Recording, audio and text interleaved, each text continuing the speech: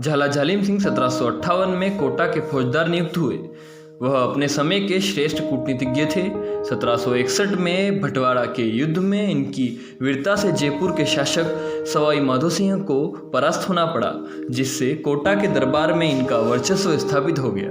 1764 में महाराव गुमान सिंह ने इन्हें मुसाहब आला बना दिया। इससे इन्होंने अपने बहन का विवाह गुमान सिंह से कर दिया, जिससे झाला जालिम सिंह के प्रभाव में और वृद्धि हुई।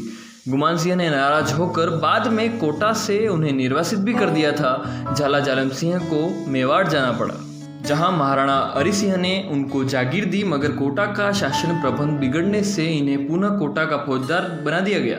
झाला जालिम सिंह ने मराठों के प्रति साम दाम की नीति अपनाई।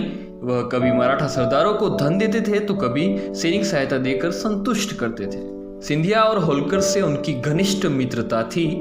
वे मराठों से कोटा राज्य की रक्षा करने में सफल रहे। झाला जालिम सिंह ने पिंडारी नेताओं से भी मैत्री संबंध स्थापित किए और उन्हें जागीरें दी। मराठों की पतनोन्मुख स्थिति को देखकर उन्होंने अंग्रेजों से मैत्री संबंध बढ़ाए। मेटकोप का संधि पत्र मिलते ही जालिम सिंह अंग्रेजों से संधि करने को तैयार हो गए। उन्होंने अंग्रेजों से संधि कर उसमें 2 पूरक धाराएं जुड़वा दी, जिसके अनुसार कोटा के महाराव उमेश सिंह के बाद उनका ज्येष्ठ पुत्र तथा उसके वंशज कोटा राज्य के शासक होंगे।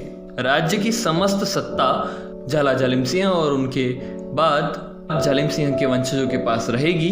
इन धाराओं द्वारा कोटा का महाराव नाम मात्र का शासक रह गया। महाराव उमेश सिंह की मृत्यु के बाद नए महाराव किशोर सिंह ने जालिम सिंह के अधिकारों को चुनौती दी, जिससे दोनों के झगड़े आरंभ हो गए।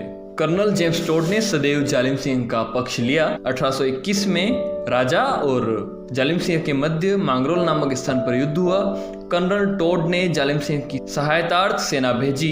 युद्ध में पराजित होकर महाराव नाथद्वारा चला गया। अंत में मेवाड़ महाराणा भीम सिंह की अध्यक्षता में महाराव और जालिम सिंह में समझौता हो गया, जिसके अनुसार तय हुआ कि जालिम सिंह महाराव के निजी कार्यों में हस्तक्षेप नहीं करेगा और राजकाज में महाराव दखल नहीं देंगे। जुलाई 1824 में जालिम सिंह की मृत्यु हो गई। झाला जालिम सिंह वीर कुशल शासन प्रबंधक तथा कूटनीतिज्ञ थे।